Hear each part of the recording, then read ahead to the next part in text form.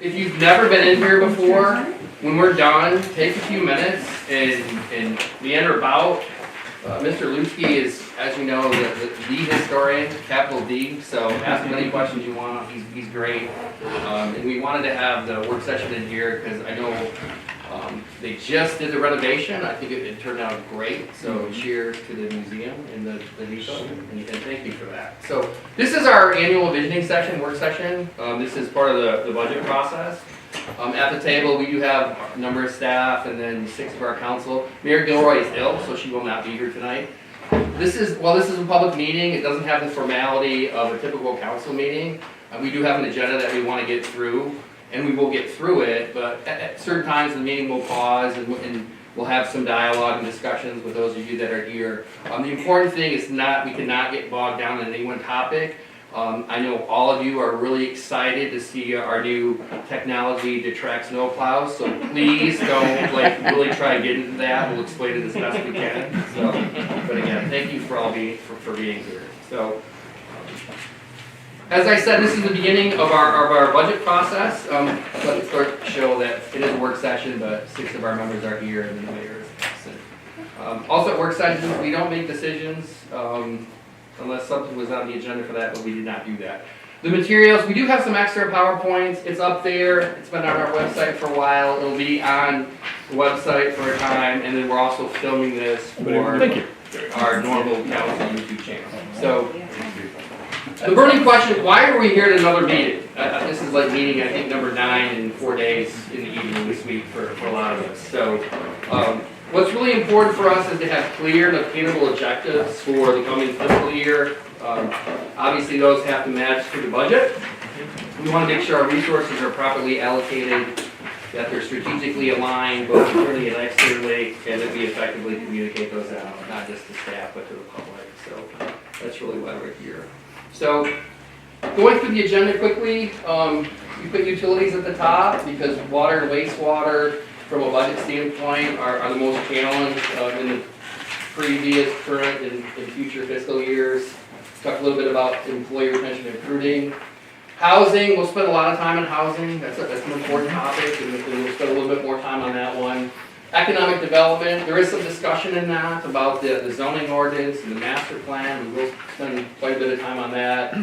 And then we'll move through the agenda. Street should go pretty quickly. Regional opportunities, new opportunities, we'll spend some time on that. And then for our departments that are here, we'll give an update. For those that couldn't make it, or TIF or DDA, I'll give an update on that. Well, then we'll also talk about our key dates in the budget process. And if you don't know, we're on a July 1 to June 30 fiscal year. And so part of our budget prep, internally we start looking at the budget sometime around January.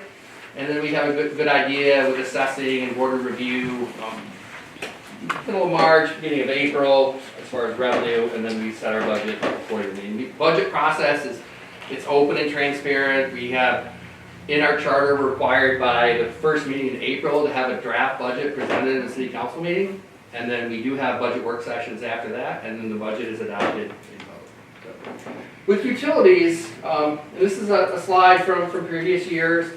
I mean, we want to see continued improvement in that. A big part of that is our capital improvements plan.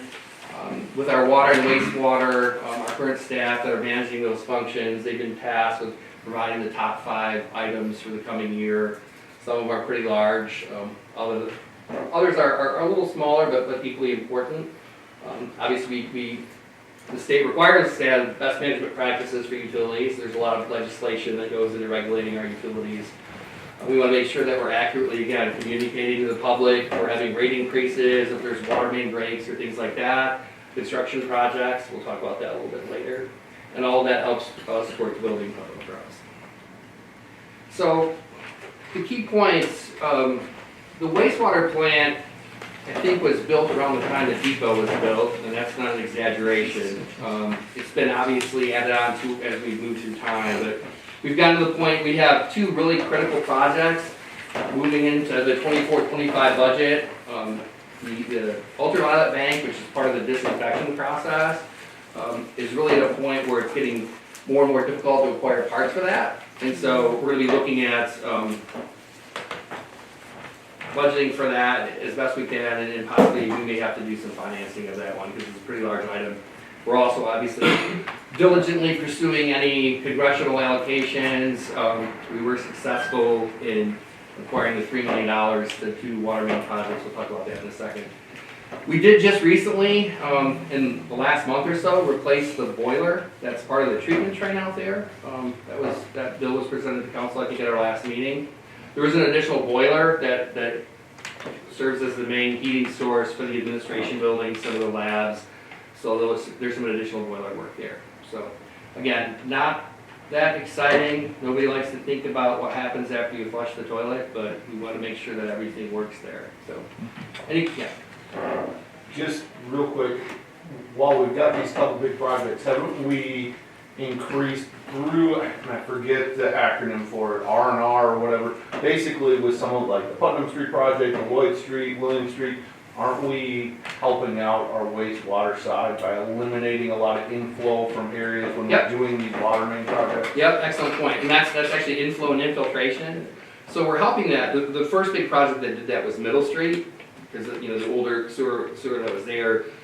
Part of it, and we'll talk about this when we get to this bullet on the agenda, there's also a couple other key areas in town, the golf course, for example, that consistently floods, and we do have sewer manholes there, and so that's likely a source of additional inflow and infiltration. So that's one of the things we'll be looking at the remainder of this year and also in the next year is that it?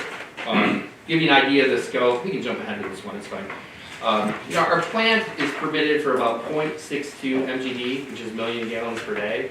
And on a typical day, today where it's, a typical Thursday, most of the flooding, like regionally, as far as the river has kind of gone down, we're treating right about 0.25, 0.3 million gallons, so a little under half capacity. Typically in February, when we get the freeze thaw, February typically floods here in Williamston. We've all seen that. We know the river really rises. That number rises above 1 million gallons per day. And if there's a significant storm event in the summer, it can even rise above that. Fortunately, we have skilled operators and we're able to treat it.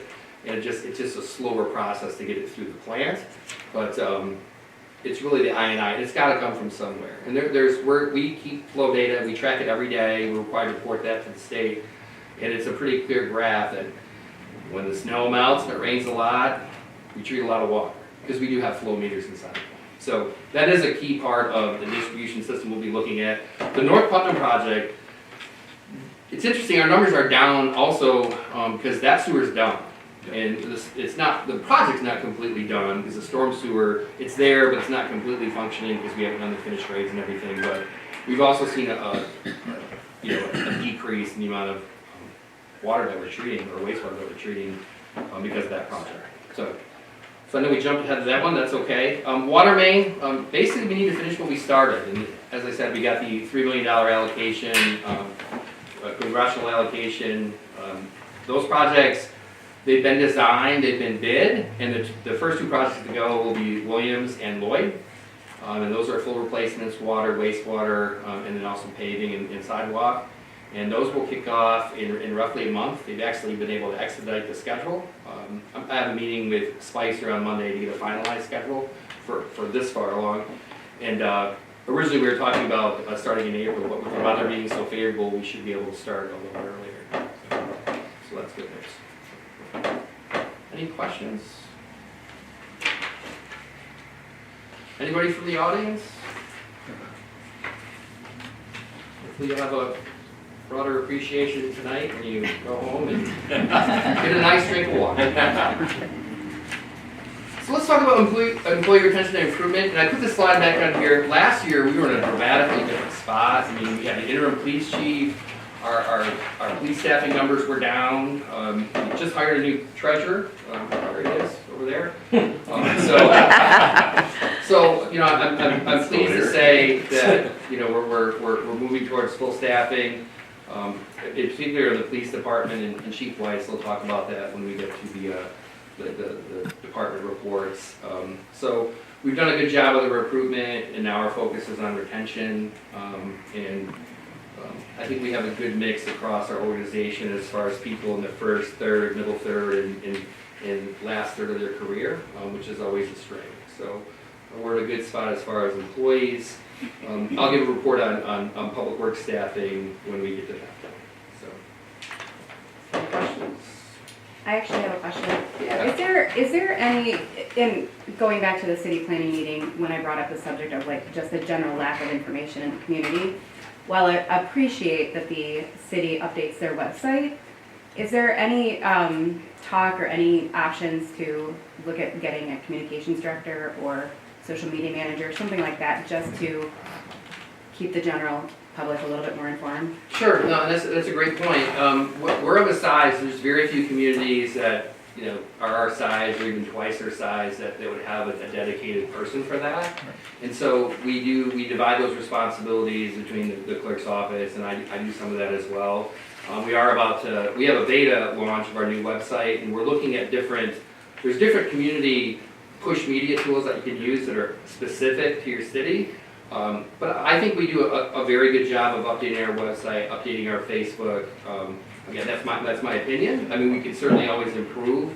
I think one of the ways that we can is looking at that, you know, whether typically they're email subscribed services. And it's another tool, but you know, it relies on us to update it and then folks to read it. So It would be nice to have a city listserv or something like if people can subscribe to, if it's something that yeah. could be in the cards. Yeah. I'd echo that.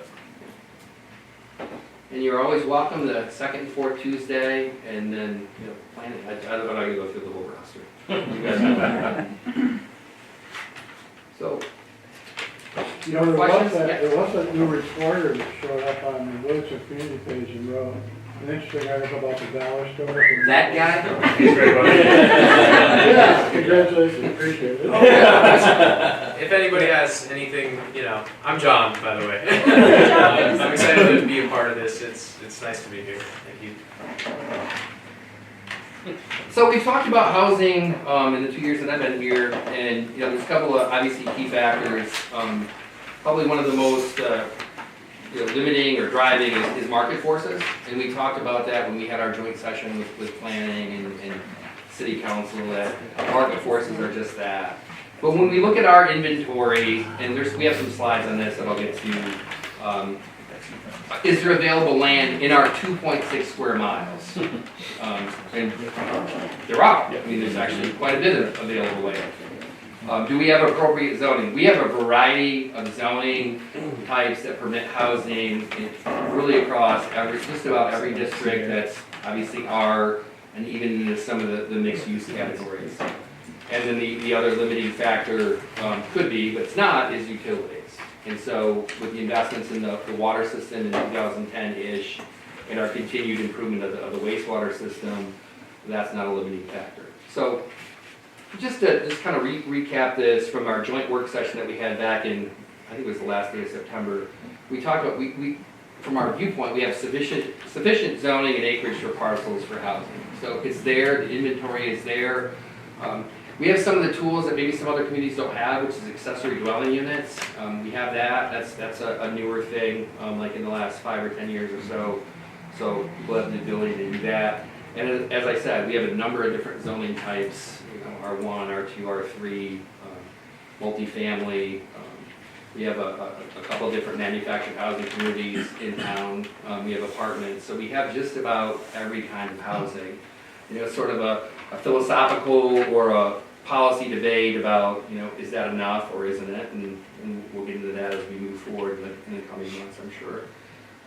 One thing, any questions on that? I have a question. John, what is accessory dwelling type? What is So for an accessory dwelling unit allows you to put an apartment or another living area above your garage or behind your house. Okay. That's in the current ordinance. Yeah. Yes. So, just so we're clear, I mean, we're saying sufficient, but there's been a lot of allegations that we don't have property in Williamston to build. So do you know offhand how many properties or acreage we have? Yeah, and so, I'll get to those slides in a second. We have, just quickly, we have anywhere from 150 to 175 acres. And if you look at what our density would allow, on that just sort of a moderate density, you know, anywhere from 4 to 6 per acre. So that's, do the math, that's a potential to, 500 to 800 homes could be built in the existing 2.6 square miles. And again, that's a longer policy decision that has to be made that we're not gonna make here tonight on this slide, but the land is available and the zoning's available and the utilities are available. Because I know sometimes, I haven't been here long enough, but I haven't been here a long time, I've been here long enough sometimes. But sometimes there's a retail that, well, there's not utilities. Well, that's not true. That they're available, or that they're not available in certain parts of town. That's not true. I mean, they're available. John, I have a quick question. Yeah. Do you feel like, I don't know if you've been approached by anyone who's kind of been sniffing around for subdivision development or anything like that, but do you kind of feel like it's just market pricing has been, we're seeing stuff still pop up in Hazlitt and other places around. People here, is it just more of an economics thing, like the land's just priced too high? Is that what you're seeing? Or have you had any indicator of out of market? Because it seems like everyone wants in, but I don't know. Yeah, we're gonna go to the slides on available property, and we'll come back to that. Okay, Because that's sort of that's the first indicator, right, is market forces. Williamston Community Schools does have a housing committee meeting coming up here in a couple of weeks, and it's important that we're accurately represented at that meeting. So, and we do have a discussion on Monday the 26th on the council agenda. Hopefully you've had a chance to look at your agenda for Monday, and it is a discussion item. We don't have to make any decisions there, but we should have. Unfortunately, I'm gonna be out of town that week. It's the one time that I get to go out of town. But I certainly participate in that meeting as a staff, but we should have at least, can't have more than 3, but we should at least have 2 or 3 council members there to take part in the discussion. Because it's the beginning of working towards understanding what the issues are, make sure that everybody's clear. So if you look at, this is just one slide, and this is not a new slide. This has been shown, I don't know, probably 5 or 6, 7 different public meetings. All of that's colored in yellow is zone residential. And when we talk about the market forces, this parcel in particular, this is owned by the George Family Trust. And it's my understanding in talking to different realtors that trust is somewhat problematic with the sale because of the number of family members that are involved. These parcels, this is not owned by the trust, this is owned by somebody else, but these are all residential. And then this portion here, this is Nottingham Forest, and this is on just south of that. It's landlocked, these are not zone residential. So there's quite a bit of property in this quadrant that could be residential development with the current zoning that exists. This is Churchill Downs. Sorry, a little crazy with the highlighter on that one. But there's land available. There's even on old Google Maps, you can see there's street names. That happens from time to time. Google Maps will pick that up and plop the street names down. So there's available land mass out there. I think from speaking to our former postmaster, when that was put in, they actually went to the post office and they came up with the street name for that. That's all platted out, been there for decades, ready to go. And where's that at? Right behind the fire station. Yeah. So here's Mesa. On the other side of But then back. what Williams? Yeah. There's Winding River too. Back in the And this is on Rowley. This is next to Cedar and Cedar Run. And this piece, it did have a site plan, and it went through site plan approval, and then the developer decided not to develop it. That is still the city limit. This land mass across the street is in Williamstown Township. Here's the middle school. But this is all open land. And there was discussions about, if this was developed, because the sewer for this is down here. And so there was discussions with this former developer and potential developers here about allowing sewer to flow through this property, because this is private property, it's not owned by the city, and that it could connect up to facilitate development there. So this has an option on it, and it's my understanding that we should see a site concept at the planning commission sometime in the near future, but that's really on the developer's schedule. The previous development, I think it was 4 There were 4 plexes, and I think there were townhomes, so basically 40 housing units. So, kind of just to go back, and the question about, why is land developing other places and, not here? I mean, I don't know that there's any one specific reason other than just the economics of it. Because, the city, we're not the landowners here, we're not here. I would say that there's been slow, steady growth as far as housing. Our housing, and I don't have the data in front of me, but our housing units have increased over the last, 10 years or so. But our population has maintained pretty stagnant. We're at about 3,800 residents. We actually dipped a little bit in the last couple of years. That's consistent with Ingham County, but moving forward, Ingham County has 4% growth projections over the next several years. I'm not sure how they got to that data, and a lot of that will be, I'm sure, covered as we have discussions in the housing committee with the school. So, and frankly, there's all the other. There's some old concept plans that I have, and I'm sure folks have seen it, where this entire parcel is developed with 900 homes and a variety of mixed use and a, similar entertainment complex like you see out on 127 North. I'll say it, I don't think that's what the community wants. I think we want probably the exact opposite of that. But be that as it may, this is privately held land. Again, it's been, the Thomas Duke sign's been out there for years, so. Is it commercial? Is it like C2 up front then? So there's a mixture in the front parcels. It's actually C4, which is highway commercial, then mixed use, and then the back half is residential. Okay. So, going back real quick, so while we haven't seen large subdivisions come in, we have seen housing growth in the city over the last decade or so. Like I know anecdotally, there's been 3 houses built on my street by 10 years I've lived there. And but so it's not that we're not having any homes built in there. We're not allowed. It's that we haven't gotten a giant subdivision. But there's people building. There's people moving in.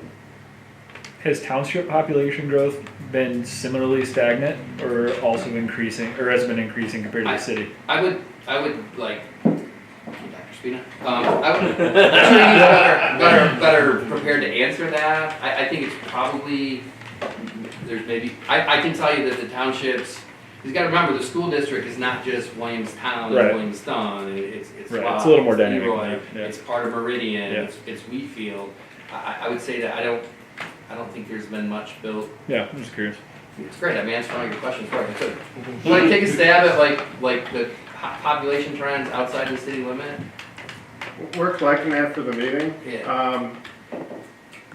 So I couldn't speak intelligently to what each entity's trends look like. I mean, as we have discussed ad nauseum, we are seeing a decrease in residential enrollment in households with school-aged children that has continued in that trend over the last decade.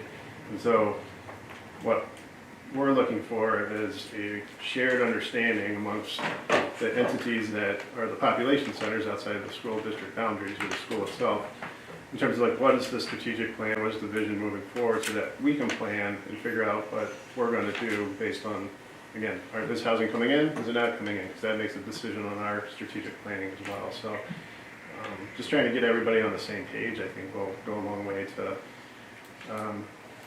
kind of coming up with some answers.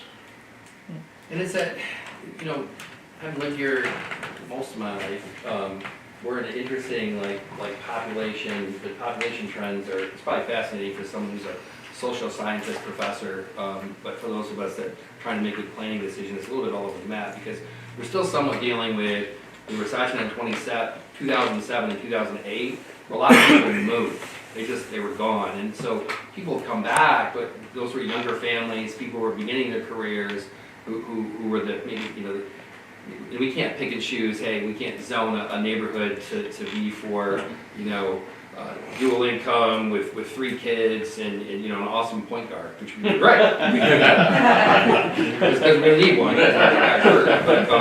So it'd be awesome if we could do that, but we can't. And then we're also dealing with, we're still, even with Ingham's projections of 4%, we're still, as a state, we're still losing population, or we're not growing as fast as we once did, and so that's also a challenge. But it's kind of like from the city's perspective for where we're at, and we did get a follow-up letter from the school, and we're gonna address a lot of those points on Monday, but for the sake of the folks that are here, I mean, as far as our strategic plan, you know, our tax base here is still solid. It's good, and you know, I can't take too much credit for it. I've only been here for a couple of years, but we're in very good financial shape.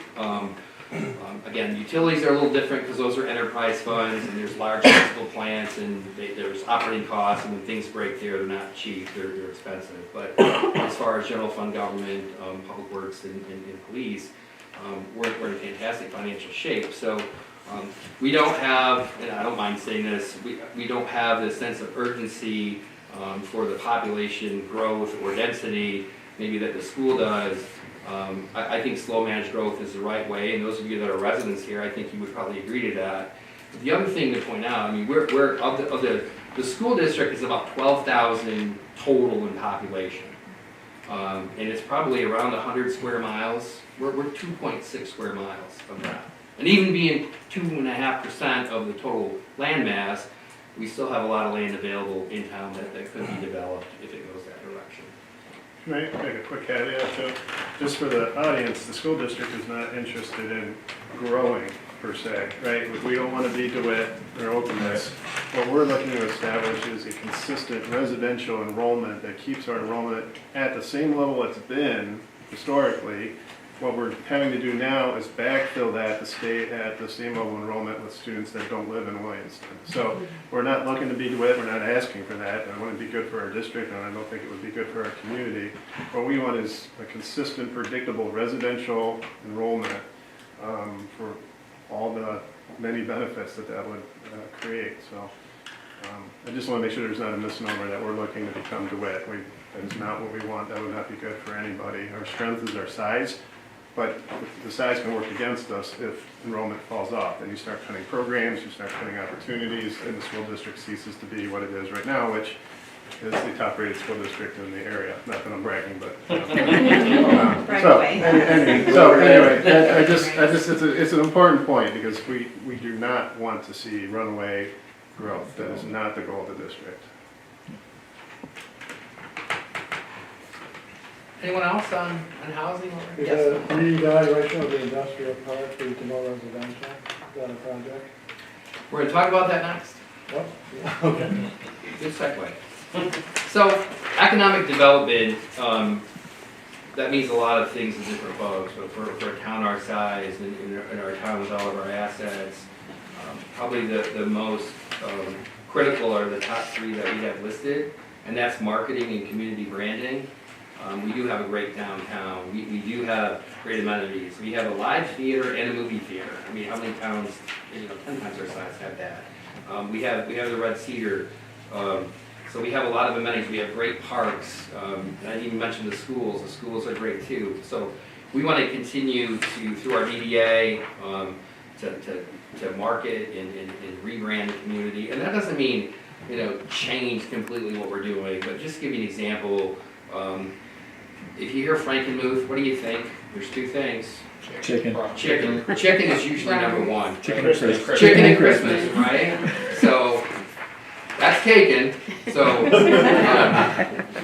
but there's a whole host of other things that we can be, and historically, that's a horrible pun sitting here in the depot.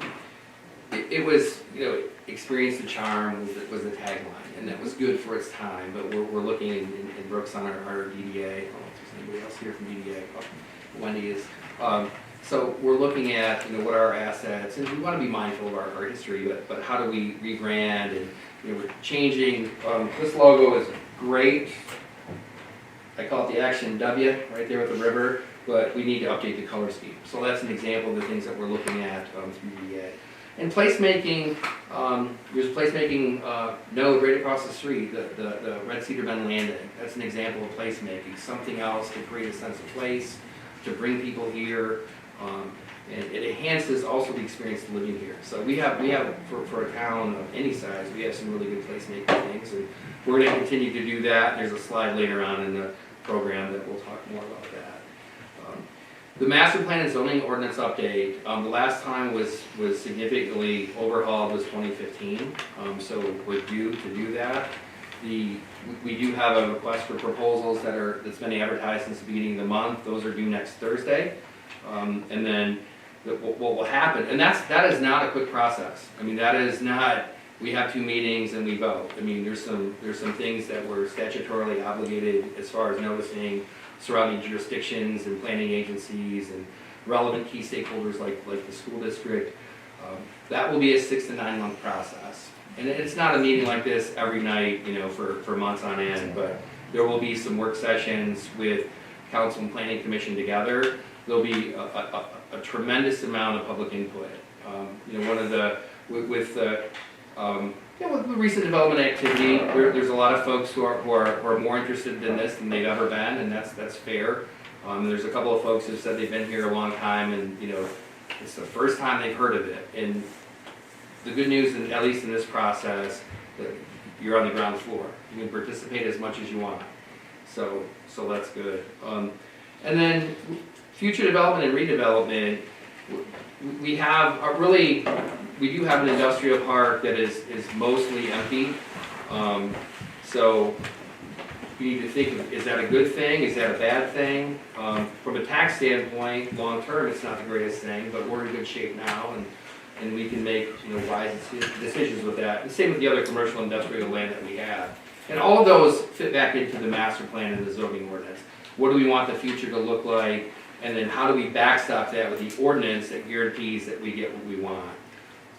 John, quick question Yeah. on the zoning update.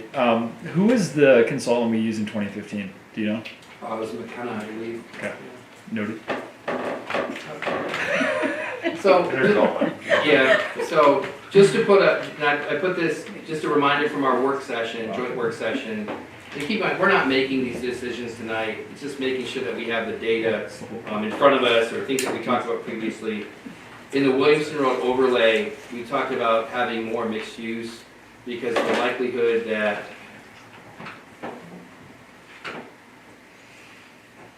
take a slide up here. The likelihood that this is going to be professional office is probably not very good, and that's just a byproduct of COVID. And nationally, COVID hit about 2020, and anybody who had a 5-year lease, you're getting to the periods now where their leases are expiring, and corporations are not renewing leases or they're divesting their real estate, and that's also there's 5 and 10-year leases, so there'll be another downturn in office. And if you've been downtown lately, unfortunately, there just aren't as many people working down there, and that's really been problematic for that economy. I mean, we don't have as many large professional offices. The only thing that we have close would be Medline. And if you've been by there recently, there just aren't as many people working there anymore. So we want to make sure in our zoning portfolio that we look at that areas that are zoned professional office to look at changing the use there. So again, part of the economic development is enhancing our events. I mean, this is a great slide. This is from our most recent light parade, and you can see not a super long parade, but it was a lot of stuff going on that night. There were a ton of folks in town, a lot of other events. So we want to continue to enhance our events. Jubilee, I mean, that's another signature event in town, and working through DDA and through the city, what can we do to help build the brand through those events. And we want to promote those to our local business. And then, it's kind of a weird marriage, but relentless positivity. We need to have that. And not that that's been lacking, I think that we have that, but sometimes, and I put this slide in here on purpose, because there's some people who straight up said, the light parade sucked. Well, to me it didn't. I mean, there's a lot of people out there. It can get better. There's a lot of people there. I don't know how you could look at that event and say it wasn't so great, or how you could not go to Jubilee. Maybe it's not entirely your thing, to say that wasn't a successful event that's just not true. So, you know, we don't want to be confrontational about that, but we want to continue to be extremely positive when we're talking about our events or our breaks. So, any questions on that? You know, it's a pretty- Yeah, you brought up the idea of breaking with and having a theme. So do you think that it's, do we need a theme in Williamston, or do we just need like specific really popular destinations that people go to, like, there's something now? Yeah. You set up the Fabric Gallery, for example, you Yeah. know, people came from all over to go to Right. the theater and the theater, so. It's really both, and it's creating a brand and a tagline, and we have some really great concepts. We're not quite ready to. I'm looking at you. We're not quite ready to do those. And we've been working that because we want to get it right. But just give you an example of like some others. Anybody familiar with Zealand? You know their brand tag, Feel the Zeal, and it's a little bit dated. It's been that way for like 12, 15 years. But now that you've heard it once, you're going to think Feel the Zeal. It's actually brilliant. It's great. So that's an example. Okay. There's something out there for us. We got it. So Think back, Scott, I mean, you've been here a long time, I mean, Brooke, I'm sure was for forever in the 90s into the early 2000s, you were known for what? Sure, Antiques. Yeah. Okay, all the antiques, we had the buses that We would used to line bus up and people just, then, you know, yeah. and we've still got some of those antique shops, but unfortunately, so then finding that next thing that we're known for. That's the feeling I've had, is that we've been, since the antiques sort of back off, we've been on the verge of something huge, but we're just not quite. And- Dinner and a show. Yeah. I think it'd be good. dinner show and a boat to row. There you go. And we're done. That's it. Right down. That's not copyright yet, so. Don't run home and do it. So this side says commercial industrial land, but this really applies to everything. And now more than ever, this is critical because the economy, the national economy, the local economy is turning around. People are interested in properties that we have. You know, some of them, there's been interest. This is right across from, right here. This is right across from Nottingham Forest. And I think it's, frankly, it's the price. I mean, Granger has listed all of these.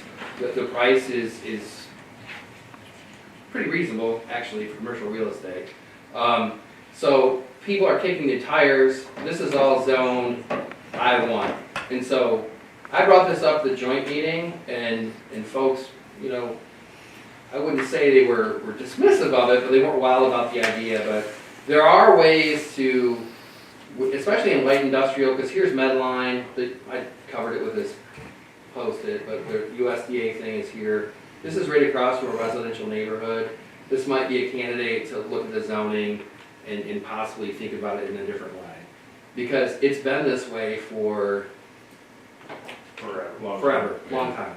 Since the industrial part of Since it was developed and it's just sat, So, not developed, but since we made the industrial park. right. And this is obviously the pond, but you know, this same story here. This is actually his own professional office. Maybe that does stay. Maybe we want that to stay. But these are all things that we need to work through and take public input on and make sure that our master plan and zoning ordinance reflect our priorities. Because there's not exactly the right synergy between these two right now. And that's apparent. You may not know off the top of your head, John, but did we change that one parcel you were just pointing at, the professional office in 19? This one, yes. That's what I thought. Yeah. And that just doesn't reflect reality anymore. In 19, it was a good idea. Right before COVID. Yes. But, Right. yeah. Well, and even this segment is a Williamston Road overlay district, and this in the RFP was written taking another look specifically at that to make sure that it's creating the results that we want. So John, that parcel that Dollar General is looking at by Tractor Supply Company, it is currently zoned for office. It is not currently zoned for. No, it's C2. It is C2. Does the city council or do the citizens want that area to be developed? It's a great question. Great question. I mean, we've got a lot of open space, and but do we want to shrink it down? That's not a loaded question, it's just a That's a good question. question for thought. They probably have mixed responses. I mean, I'm not someone who, that's an excellent point. I would say that folks who live over here aren't as concerned about what's here. That's the reality. That's the world that we live in. So, that said, that's why we look at this differently. And if we were the commerce center in a rural county, 100 miles from everywhere, and our residents didn't have anywhere really to work in town, we should have a much more sense of urgency to have some employment within our boundaries. And in a perfect world, everybody would live here, work here, send their 9 kids to school here, and they would all just do everything they could possibly within our boundary. But for us, I mean, we're close to major health systems, we're close to major university, we're close to I mean, how many people here work for health system, university, raise your hand? Yeah. You could go down the list. So it doesn't, we're not a bedroom community, we're not. Because you have everything you could possibly need in our boundary. And if you just happen to work somewhere else, that's okay. So that's why we need to look at this, I think, differently. And one of the priorities, to Mr. Carr's point, do we want anything to be built there or not? I mean, I would say that we haven't had a sense of urgency to get anything done there, because I think it's pretty great here. And it's now the question is, I know people aren't going to like this, but it's getting the right stuff. And the way to do that is through this process. Anyone else?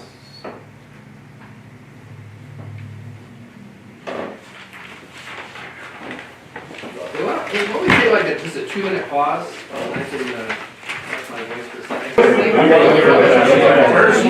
Yeah, right? No, you sure not like we're not. Yeah, they're just, Oh, I'm positive. Okay. So, again, street projects are, always an annual item, or they should be. The road diet, just to get an update on that, we will have our second public meeting, and that will be on March 13th at 6 o'clock, and that's at the middle school cafeteria. And we just got confirmation on the room today, so in the next couple days we'll be advertising that. I'm sure our friends will, different social media sites will pick that up. So we'll be there with Spicer, myself, and representatives from MDOT, talk about the road diet. Just to kind of like recap that quickly, that's been in discussion for almost a decade here in town. And paused a little bit for COVID because people weren't quite sure, what was happening to the world then, but discussions were picked back up shortly after I got here, and this is where we're at. We had our own public meeting. The information about the road diet's been on our website for about 18 months. We've had this as a regular agenda item since June of 2022, so I don't know, is it like 19 or 20 months? And we'll discuss it again this coming Monday. So that's kind of it for the road diet. Yeah. Yeah. Where that whole thing started, because look, and I know there's different things, we didn't know what a road diet was. I mean, they had to come and explain to us what a road diet was. What we wanted was a safer intersection at Putnam and Grand River for pedestrian traffic. And that is what we asked for. And what MDOT came back with was, we will not give you a green arrow, we will not give you a turn lane, we will give you a road diet. And that was where the conversation started, because everything else was in doubt. So. Yes. Is the funding already locked in for this? The funding, that's a great question. So MDOT was able to secure funding for this project, and it would be what they call a fall letting. So if the project moves forward, it would be bid and then done sometime September. Who gives the approval for the project to go forward? With joint between the city council and then MDOT. Okay. Yep. Any other questions? Okay. North Putnam, as you know, that was under construction last year for the utilities. The final phase of that will kick off again sometime in April, and that will be the paving, the stormwater catch basins, and the curbing and the sidewalks. And then after that, the contractor will do restorations of tree lawns, and then also we'll do tree planting at the time. It's the best time to plant trees. So, Williamston Lloyd, and we do, as I said earlier, that was bid out. So we do have a contractor. It's Iron Horse who did the utilities for North Putnam. They did a great job on that.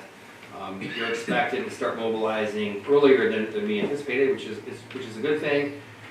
Tentatively scheduled to start in March, third week of March, and then be done hopefully by Memorial Weekend, as long as weather goes well. And those are similar to North Putnam. Those are full reconstructs of just about everything that's there. So that's a lot. It's a lot of construction. So in particular with the telecommunication stuff that's going on, I think we have 5 different telecommunication companies that are permitted right now. And you know how that works, the state adopted the Metro Act some years ago. Somewhat of a consistent theme of the state as of the last decade. They're taking more and more local control away, and things are a lot more permissive for things like that. And so how that works is they fill out a right-of-way permit application, and as long as it's in order and it has the proper plans, we have to allow them to operate in the right-of-way. Doesn't mean you have to let them in on your private property. I want to underscore that for people. They do have to stay within the right-of-way, and if they go through your yard, it's between you and them. You do not have to let them do that. But they are allowed to work in the right-of-way, and they do have to call in misdigs. And even with that, sometimes most of them are doing directional bores, and they do hit a utility service now and again. Kind of the last recap of that. One of the contractors working west did hit a gas main out here. That was about 3 weeks ago. We had a contractor take out a water service earlier in the week. Fortunately, we were able to repair that pretty quickly. It was a residential service, so it wasn't a main, but those things do happen. Much as we don't want those things to happen, they do.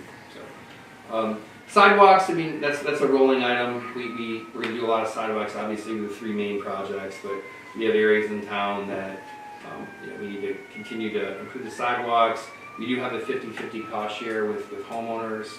That's sort of a long-term policy discussion that we should probably have if that's meeting our needs. Then, along with that, we'll have obviously our miscellaneous patch and crack fill, depending on funds available from some of the projects that we have in progress.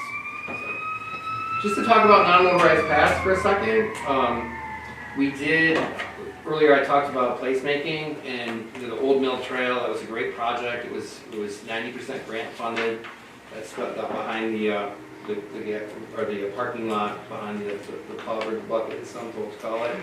And so we're really looking at working on the final phase for that. We did submit a grant to the county through the county's trail program, and the county trail program is oversubscribed, which is a fancy bureaucratic way of they spent too much money in the first couple go-arounds. So it's an ongoing millage, so that's the good news. And our grant project for Memorial Park, which is by the elementary school and along the river, it scored very, very highly. And we expect to get funding, but it may not be until 2027, 2028. So we'll continue on that. There's some other sources like Natural Resource Trust funds that we're looking at, but so that's kind of the overview of streets and then non-motorized paths in town. Questions? John, what is the final phase of the Red Cedar Trail? Yeah. So let me cover this slide first. So this is from last year, and this just gives you an overview of some of the funding sources for our projects. This is North Putnam. This is MDOT for a big portion of it. And then we had a variety of HUD projects. We have Lloyd, we have Williams. And we had to shift some of the years on these. We are moving up construction for some and delaying for others. One of the other HUD projects that may happen, and that's part of the $3 million grant that we had or received, was the Red Cedar Crossing. We have water main that goes under here, And this will really improve the water quality to this quadrant by improving this water main. And this actually goes under the river. So it'll be kind of a cool project. It won't be as disruptive as a full reconstruct of some of these others. And then as we move forward, we're looking at, this is drinking water state revolving fund for some of these areas, White and Fulton and Leisha. And then we have High Street, which we know is in need of some work in the coming year. And as I said, I underscore that this is proposed. The good news is, city paid for a portion of this, but we planned for it with our capital reserve accounts. But all of these HUD projects are completely funded by HUD. So Red Cedar Trail, and this is across the street from us behind, and so here's the bridge, here's Old Mill Park, and the concept is that this project will connect all the way to the new kayak launch.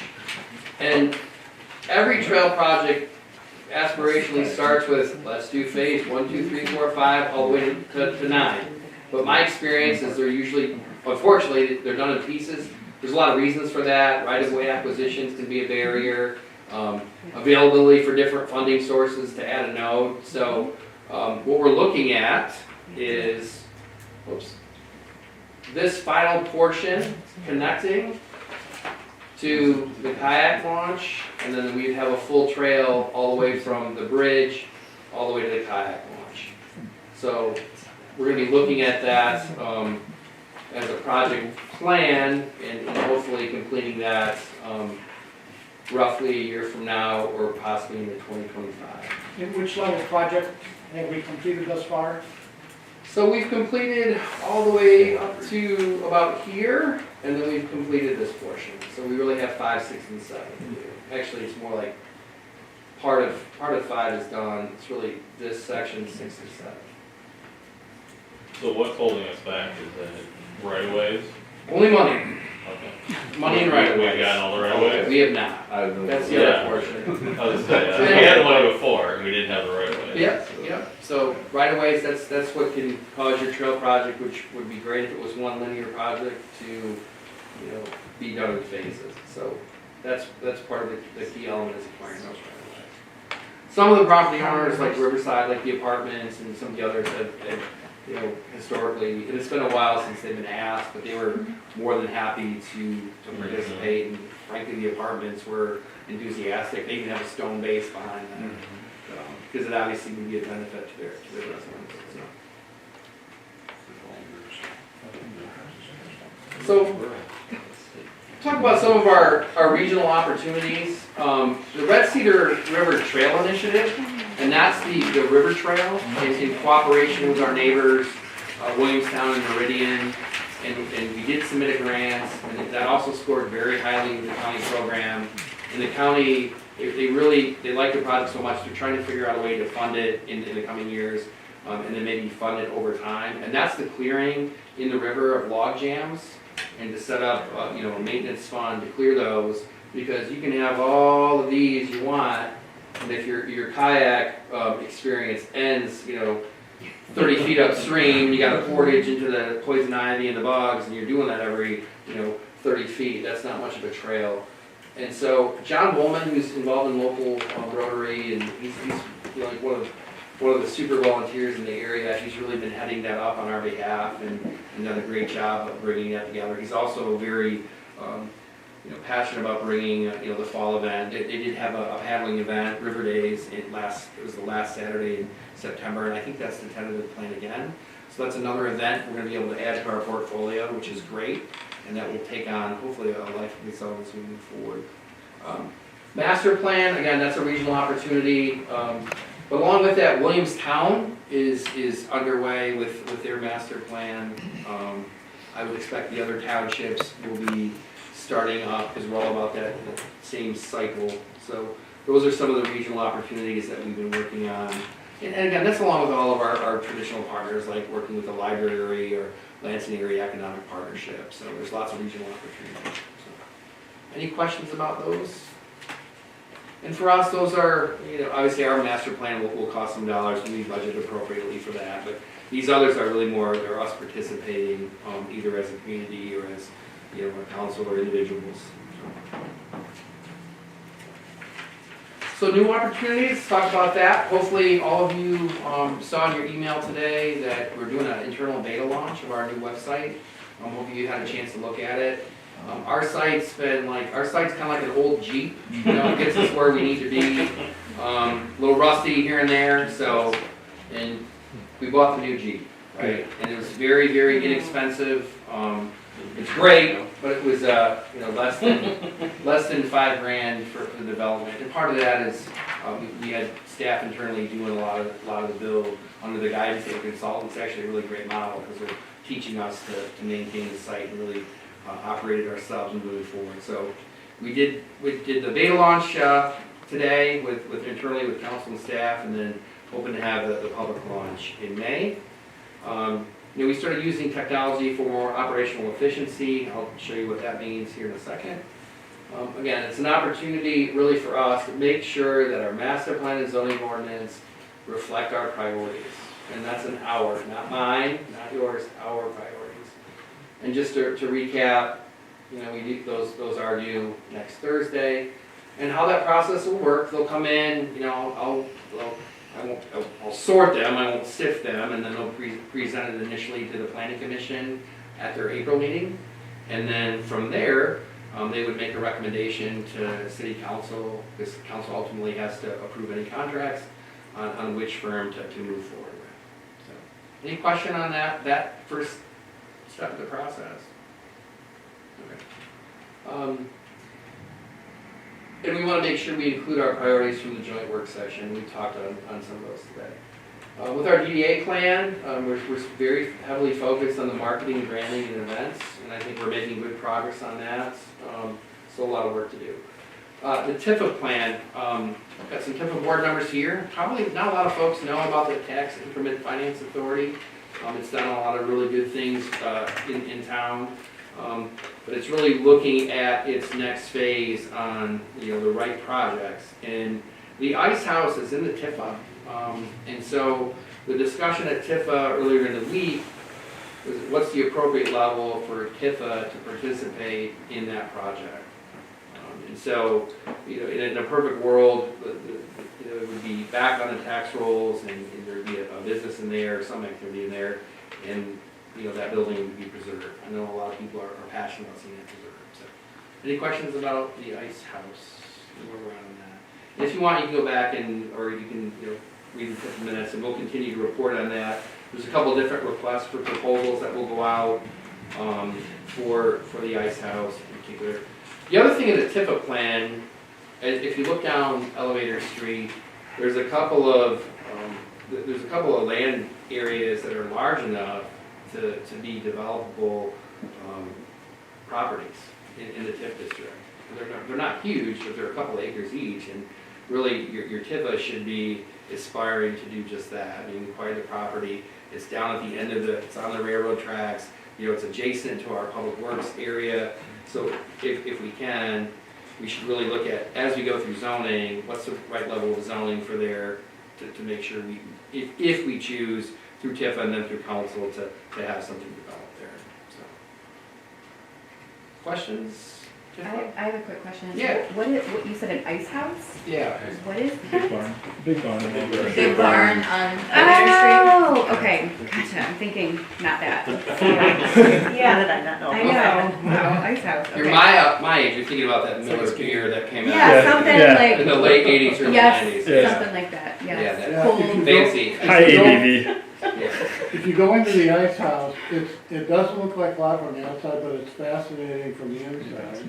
And it's got a great history, it's very significant. It's a beautiful. Can anyone just walk in? No, please do not. Do not. I'm gonna add that caveat. It is very dangerous in some ways, so please do not walk in there. It used to be for many years, the Boy Scouts held a haunted house in there, but Oh, 20 okay. years ago, that had to be shut down because they couldn't do it anymore. Is not that safe. where the woman murdered her husband? No. Like No. right down there? That's where John wants to. That's where John wants to sell the land. I knew that. It was just down the street, but it's not that. John wants to sell haunted land. Put it in the city Yes. maps. That's our new image. Haunted So, woman. the other, Yeah. The other thing that's in the TIF, is, as we, and as much as I love the depot, and this is, I'm glad it's like a more intimate setting for this, and the acoustics in here are fantastic. With in-house, in-person, 9 days of in-person voting that's required now, we're gonna have 27 days, probably minimum per year, where our council chamber is not very usable. And so we're really at a point where we need some sort of gathering space, even for the public meeting we're having for MDOT to have a large enough room. We have to use the school, which isn't a bad thing, but we just don't have a lot of space. We do have this old service building there, and this is just a concept at this point. I don't know how big it is dimensionally, but is there some way we could possibly convert that or use that? Because we own it, we own the asset, we wouldn't have to totally rebuild it. But using, as part of the TIF plan, to make that into, a usable community type room. You could have council meetings there, public which meetings, building? etc. It's the old service building, it's right next to the water tower. How about the So ice? there's the ice house, water tower, old Yeah. service. Yep. Is that- What about the ice house? Well, the ice house is, that would be something else. Yeah. That's part of it, that's There part of was it. a That's lot like of- taking on the community center, revamping the community center. Not quite that level money, but Yeah. So again, just a concept, again, everybody said, never heard of it, well, you were here, the night of the big reveal for the old service building concept. So mark this date, when it comes back up, that you were there. John, are they thinking about paving roads over there, like for people that are going to the old service building? It's It's based, a- And mill and that through? No? that's no. No. Short answer for the next budget year, no, we're not looking at. We're, on the concept level, whether it's Mullet or all of those streets, we have a rough idea what the budget is, but, as we tackle these other projects that were grant funded, those should rise to level of priority, but again, it's gonna be subject to the money that we have available. Cool.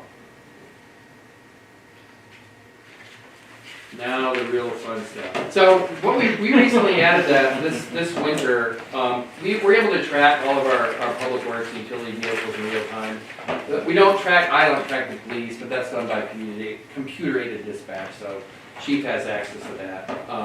So this is an example, and how is this useful? Well, when someone says, hey, when are you gonna pave, or, we have, good segue, thank you, Brooke. The dirt roads that we have, when do those get graded? Well, we knew last year, when it's next year this time, we did this around the first week of February. We're able to say, yeah, and I know you can't read the slide from there, but, we have an idea when they start, where they were moving. You can click on all these arrows, it tells you how fast you're moving, et cetera, et cetera. So, just a small, simple, these things cost like $18 a vehicle. So total, couple $1,000s, and we're able to track our fleet, see if we're efficiently operating, make sure that we're driving proper speeds, make sure that we're not idling too long. So really a very, very simple, valuable tool. Those of us who have teenage kids, this is Life 360. Well, this is the DPW version.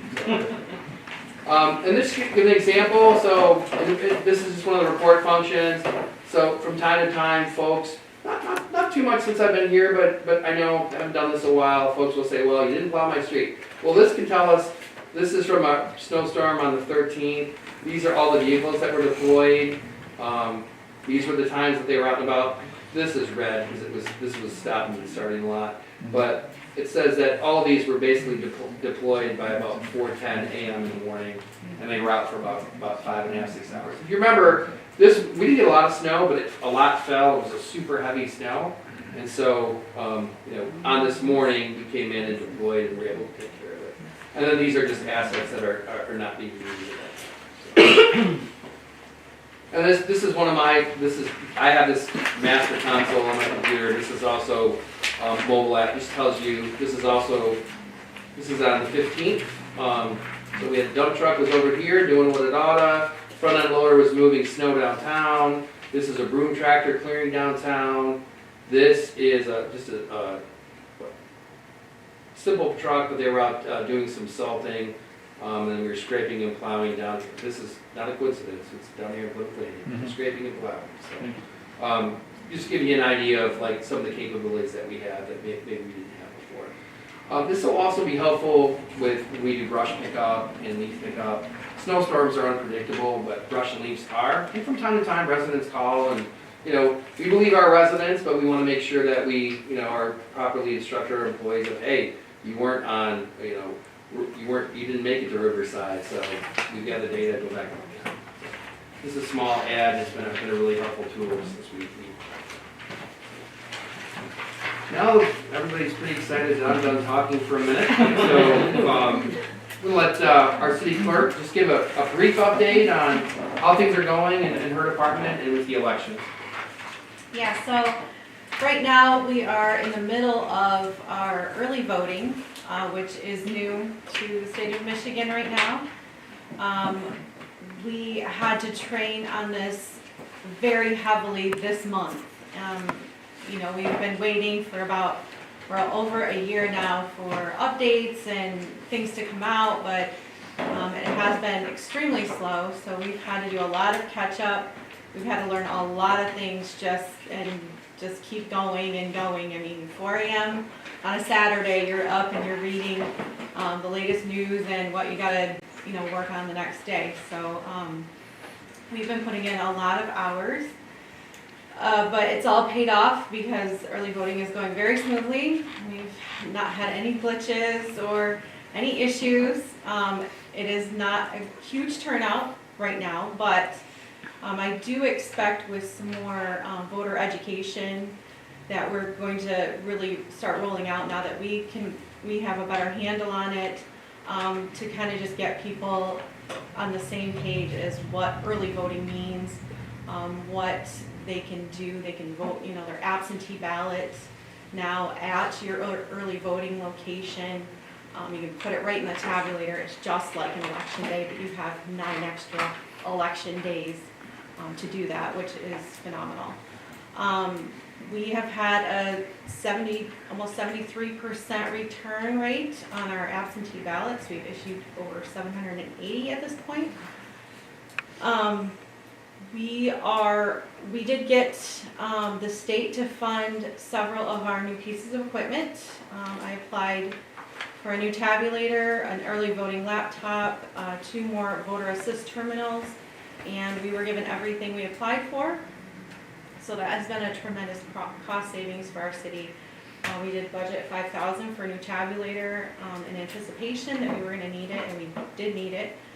But then the state came in and paid for all of that. So we are going to be looking at some other purchases that maybe we could use that money for, to kind of update some of our equipment that it's just kind of wearing out anyway.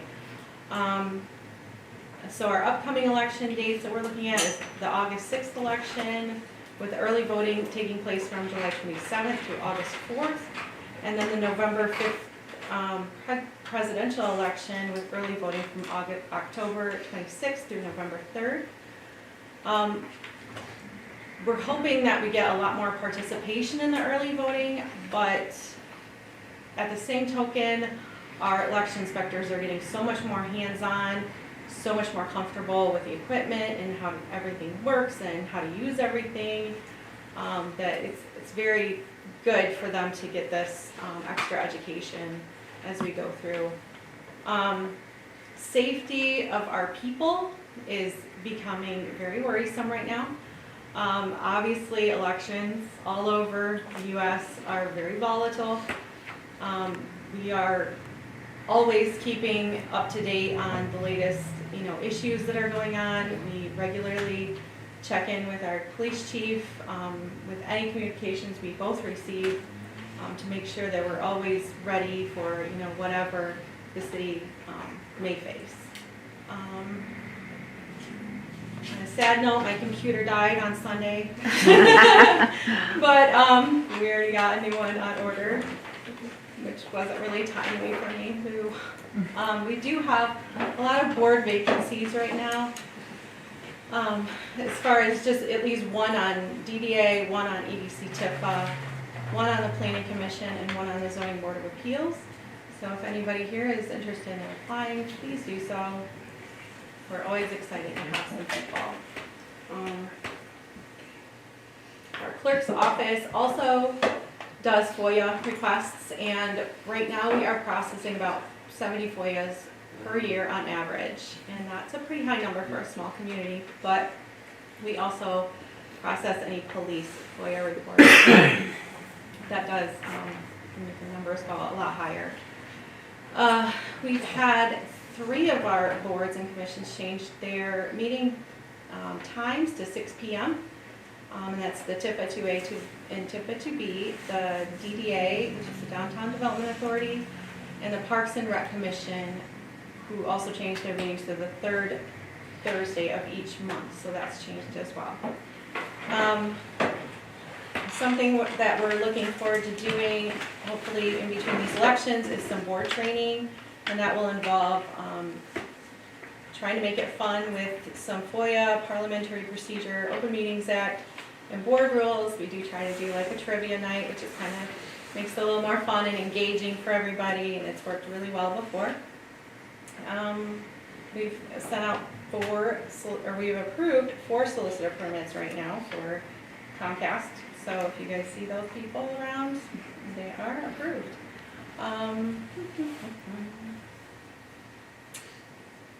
So we're just continuing to do the website updates, the Facebook updates.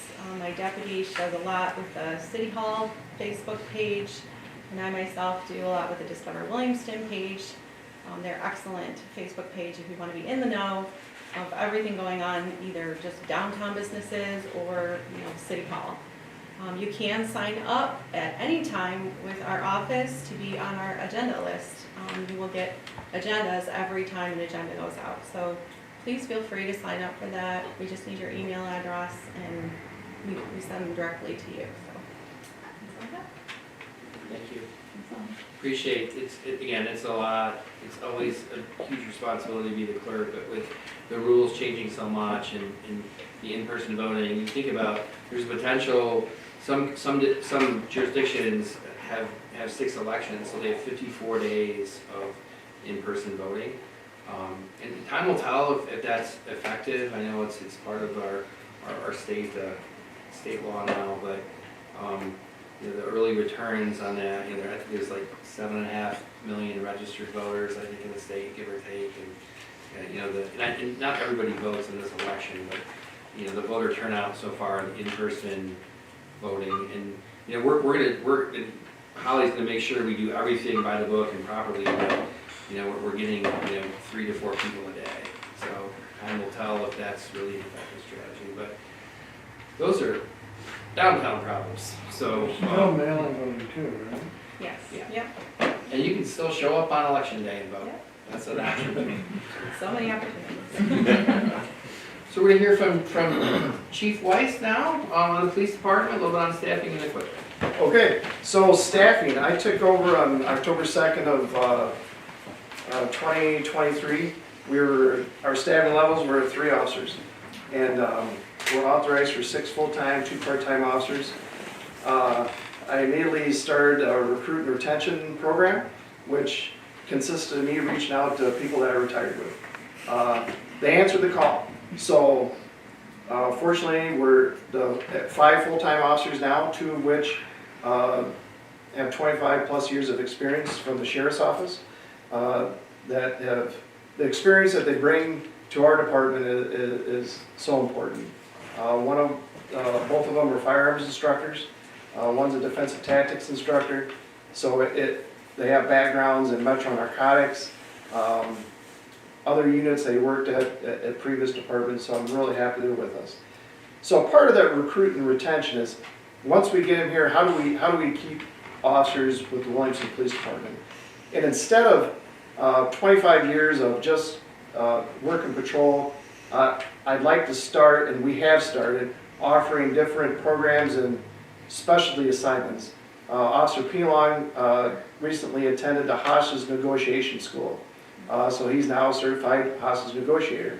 So he is going to become part of the Ingham Regional Special Rescue Team. So when there's a negotiator issue anywhere in the county, he'll be called out to assist them. So the benefit of the city is now we have a hostage negotiator on our staff, and if we need those resources, we have that team at our disposal. to come into the city. So long-term goals, perhaps a canine at some point. That comes with a monetary value and some liability attached to it, so that's a long-term goal. I'd like to have an operator on the SRT team. Yeah, I'm sorry. An operator means like a SWAT officer that actually responds and serves search warrants and is there to assist with any sort of tactical situation that might happen. Again, the benefit for the city, we put an operator on the SRT team, the Special Rescue Team, the Ingham Regional Team. We have that team at our disposal that we can call upon in the city. So it's a benefit for the team, it's a benefit for the city. So we'll continue with that recruit retention. Unfortunately, our last academy recruit, we had to pull our sponsorship, but Ryan Cooch was able to transition from part-time to full-time. We are sending another recruit to the Washtenaw Community Police Academy starting in May 2nd. So when he graduates in August, we'll be at full strength. We'll have 6 full-time officers, currently 1 part-time officer. So our staffing levels will be full at that point. So we're really looking forward to that.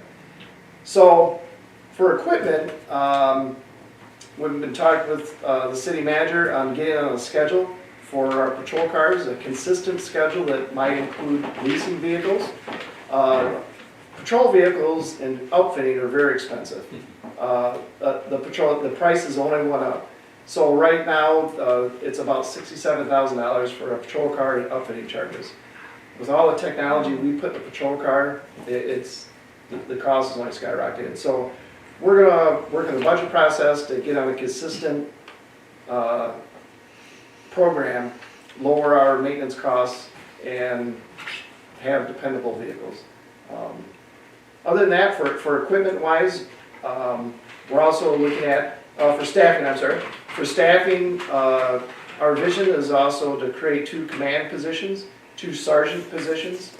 Right now, it's the chief of police and 6 full-time, 2 part-time officers. There's no succession of command. So I go on vacation, I rely upon the senior officer to run things when I'm gone. Of course, I'm always available by phone call, but if I'm out of state or out of country, it's kind of hard to run a critical incident when that happens. So there's a need to have more people to be there if something happens. So that's going to, again, be part of the process this year, that for future goals, to put 2 sergeants on.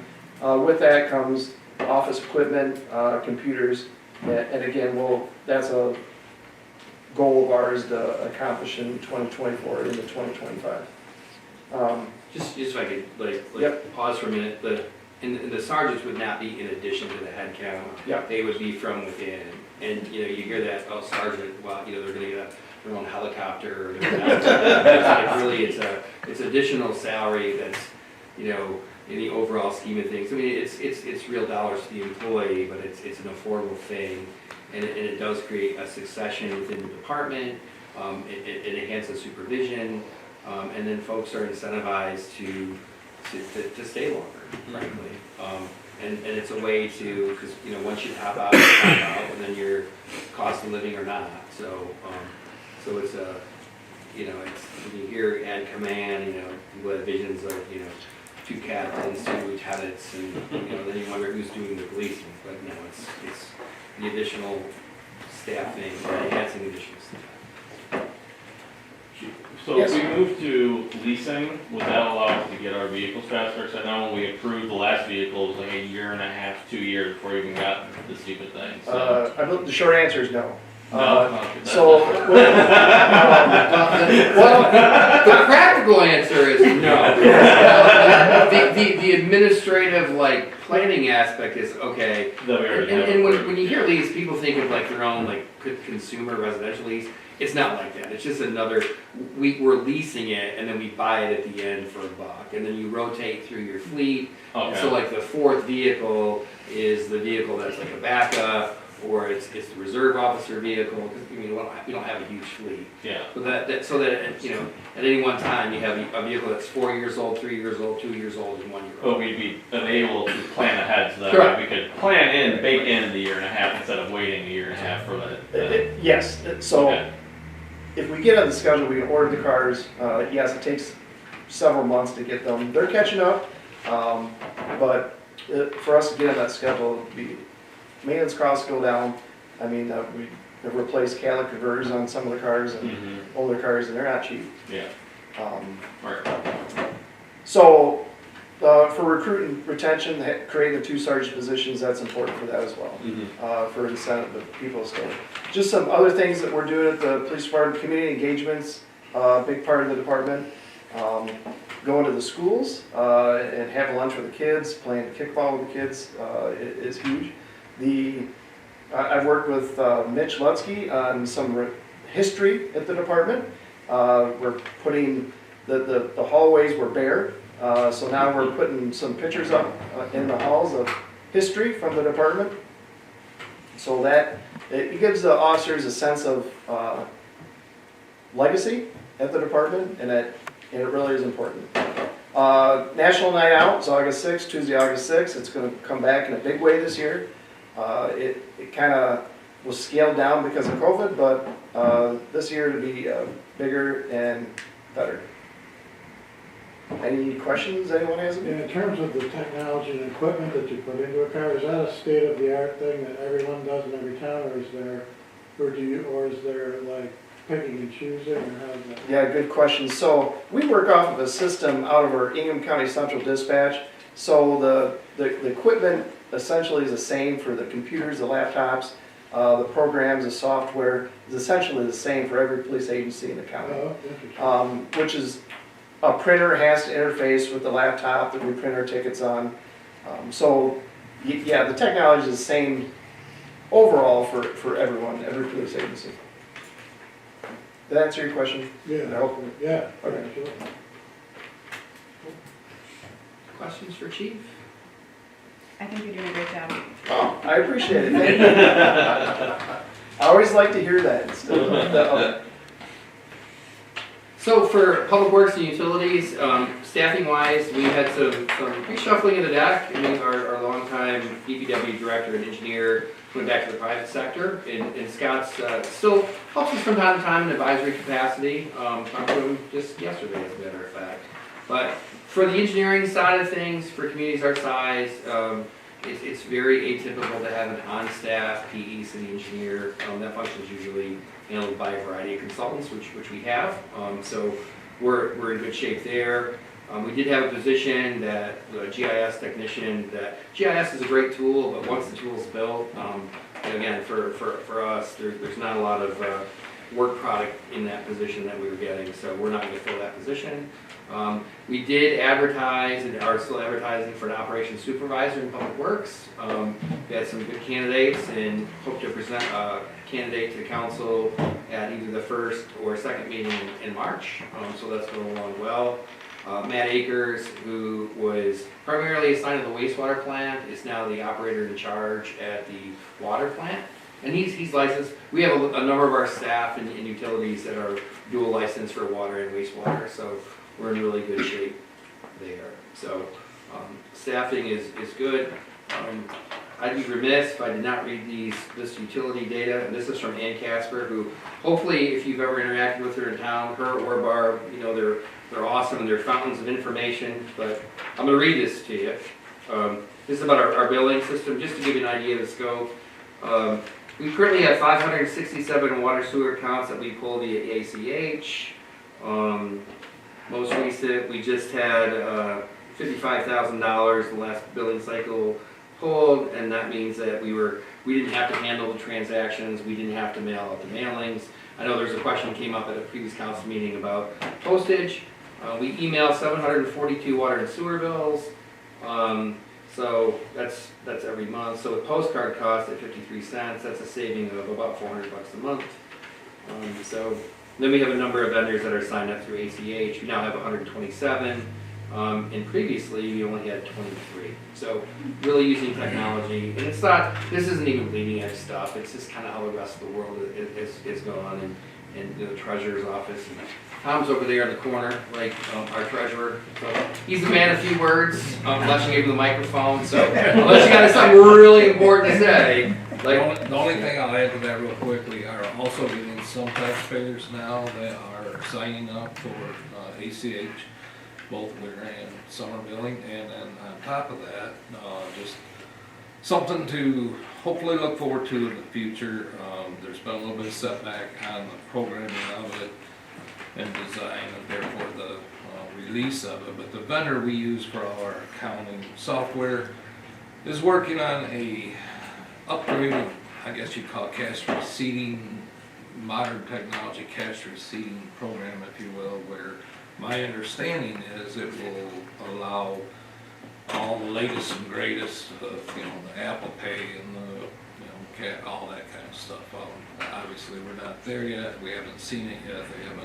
They're telling us they're working on it, so we'll keep you posted. Thank you. Did you have a question? Yeah, how do we get rid of our the cards in the mail? You sign up at I mean, I'm an ACH guy, but it still comes and I still throw it away. Okay, yeah. Just don't talk to you. Yeah, I know where you live, so. No. They're outside all the time. And the Public Works, there's a piece of equipment that we're contemplating, and we'll get to that slide in a second. DDA and TIFA, we covered that, I think, pretty well. As our clerk mentioned, DDA, we're down a spot, down one, and then TIFA, we're down a spot as well, so that's an opportunity. Those are good groups. They meet most every month. TIFA sometimes not as much, just because of the planning cycle recently, but we'll start meeting monthly. And then we contract a number of these services. I alphabetize this, I didn't even realize that. Audit, assessor, engineering, legal, planning, and trash service. So for audit, our auditor's been with us for a number of years. They have another year on their contract, and they're doing a good job. But we will be bidding that service out when their contract comes up.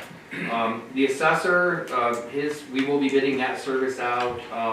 We're heading towards board review, and so we'll do that after board review for the spring. Engineering, we have a variety of consultants that we work with. So we have letters of engagement for them, so we're not bound to use Spicer for everything civil, or IMEG for water or plan reviews or anything like that. Legal services, we have counsel for general services, and then for DDA and TIFA, and we'll be seeking, and not that we're unhappy with them, frankly, they're both very good firms and good attorneys, but it's been a number of years since we tested the water on that. So we want to make sure that every so often it's good to at least ask the question. Planning, same thing, we've used McKenna for a number of years, and we'll see what we get as far as RFP responses, but we're not bound to use the same consultant for for the master plan as for kind of day-to-day planning and zoning. I do a lot of that just because it's in my experience that the daily zoning administrator stuff, and that's things like fence permits and deck permits. Any of the more significant plan reviews, obviously we use the engineering and planning firms for that.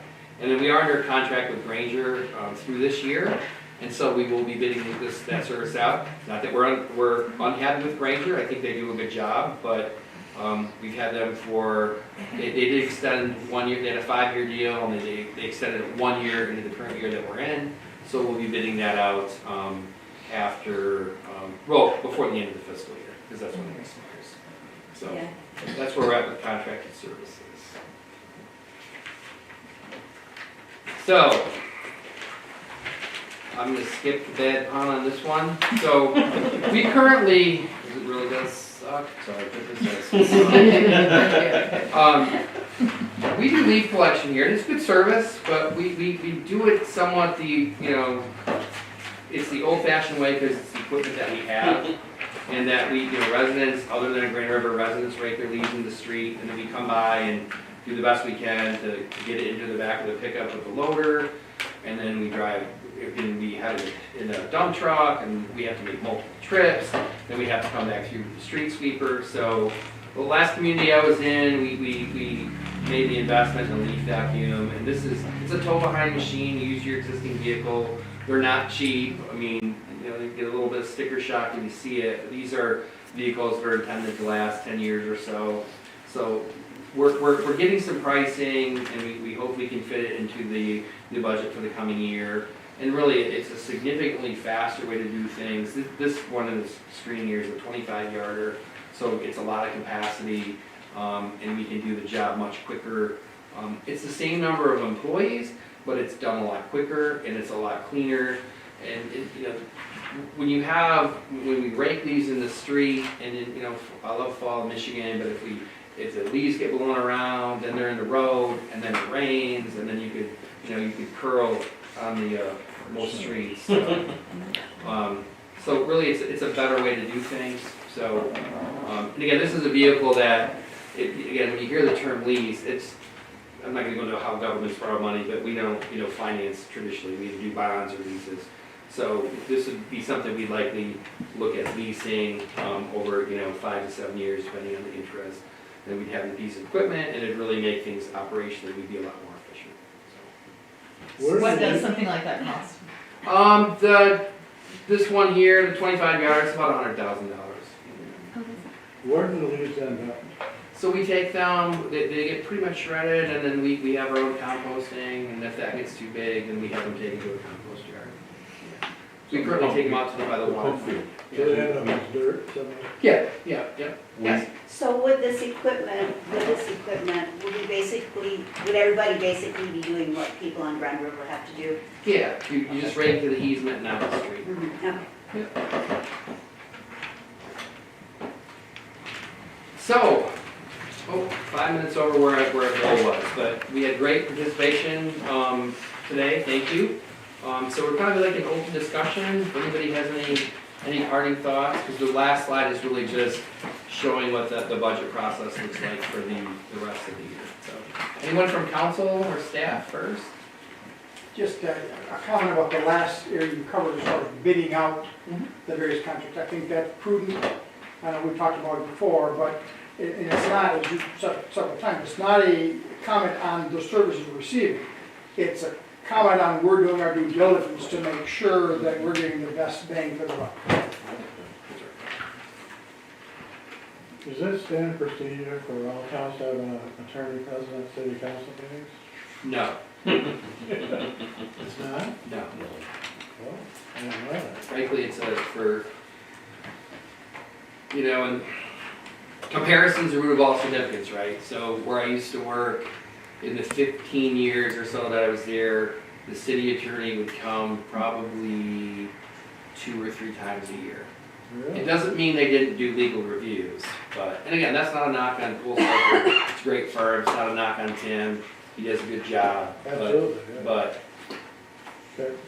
yeah, and that's one of the reasons we're bidding the service out, because not that his hourly rate is out of line for the service we get, but it's unusual. Everyone has a city attorney, everyone has legal counsel, but they don't necessarily need to attend every meeting. You've done a good job, all of you, staying out of trouble, so you've done every meeting and miss the story. I know I just jinxed it. Yeah, right. I just have a quick comment. One, thanks everyone, and thanks for hosting this session, John. It's been really informative and great learning. I'm Ken Smuziak, by the way, if you don't know me. I do serve on the TIFA board, EDC board, I'm also a member of Plymouth Landings. And I'm going to be the squeaky wheel for everyone's life for the next few months. But as we move into the new RFP for the master plan, and I know this was a long time ago, 2015, probably most people here weren't that involved in that process, but what we're seeing now is a disconnect between what we wanted in a master plan and what we had for zoning. And so keep that in mind as these bids come in for us to review, us being the community, you being city council, where was the ball dropped in terms of setting the vision for the city. If you look at our master plan for Williamston Road, it calls for us not to be like every other highway intersection, and yet we've not given ourselves a lot of ammo to try to protect ourselves from being just like every intersection. And there's ways to do this. If you actually look at a lot of places I've done to try to protect themselves from big box retail, Dollar General, for instance, there's ways to actually set the stage for having guided growth the way we want it. And as we move forward with that, I just urge the council to consider ways in which we do it prudently. I'm a free market person. I actually really do. I'm pro development. I'd love to see some new housing in this community. But I do think we need to do it measured in a way that doesn't hurt our downtown and doesn't hurt the property values of those around us. So, 2 cents, just something for consideration. And so like what meetings are talking more about those types of things? Like is that planning meetings, is that city council, like who? Yeah, I'm not sure yeah. how it all works. Yeah, absolutely. So for the master plan and zoning ordinance update, the first landing spot will be at the planning commission meeting in April. And they'll review the RFP submissions, because then they're due next week, and then so I'll have time to sort those for them, and then they'll get the full document, and then they'll review and talk about it, and then make a recommendation to city council. And so that would be at either it'd either be the first or second meeting in April. So that's how the process would start. And then from there, I would monitor the city website, monitor the social media. The first or second city council meeting of April. Yeah, that's when they'll approve the consultant, and then the work will start. And then part of the RFP is there's public engagement steps all along the way. And one of the things that's become more in vogue is at large gatherings, whether it's farmers market or any of the events that we have in town, that the consultant will set up a station where folks can. Most of it's digital now. Some still use the old school, easel and the dot voting. So there'll be opportunity to do that as well. And the important thing is just tying the vision to tools, right? Yeah. Yes. And all those schedules and processes and so forth, they're available on the city website, right? Absolutely. Yeah. Yes. Who approved the Granger extension? The city council did. Yeah. And why didn't that go to open bid? We were at a frankly, because I was new and we were transitioning from manager to manager, and their contract was expiring. So that's how. Thank you. You're welcome. Questions, comments? Like I said, there's Mitch. Mitch will keep you here to midnight if you want. So, but Yeah. please do at least. Okay, so I'm gonna be an elitist snob. It's not an ice house, okay? It's called the cold storage building. An ice house is where you would go to buy the ice to bring it to your ice box. This was actually a giant refrigerator. It was the first in the state of Michigan. F.P. Van Buren, who built Keller's Plaza building in 1899, he built that. In 1890-91, it burned. He made a bigger footprint at that site. It opened in 1901 and operated till probably about the 1930s. He was a township supervisor and a school board member for many years. And it's the cover of my latest book is the cold storage building. So every time somebody says ice house, a little historian gets its wings and says it's the cold storage building. But it was known all over the state, and they basically put staves full of apples and onions and beans and stuff, and would store it there before they shipped it across the country. And Does he have his own currency? I've read that something, like his own coins to trade eggs? Or is that not true? He might have, because he started as an egg dealer, and I was privileged to interview his 94-year-old granddaughter for my book, and she gave me some insight to him, and he lived on South Putnam Street right there. But yeah, so the ice house, really old people, which I guess I'm in that group now, they're like, no, it's a cold storage building. So anyway, there you go. So do you have a dream for the cold storage building? He'll tell you after we conclude. Yeah, and I gave you a tour, but remember they tried to tear it down in the museum one? It was like, they want to tear it down. And we're like, no, you're not tearing it down. And I'll give a tour. If anybody wants to stay afterward, we can give you a tour. And Emily is still here on the board. We can answer questions, but there you go. So from here on out, again, council gets the first draft budget, and that's per charter it's actually April 8th this time around. We'll start our budget work sessions, and those are public, and they're either at 6 o'clock right before the meeting or part of the council meeting. We'll have our public hearing for budgets and rates.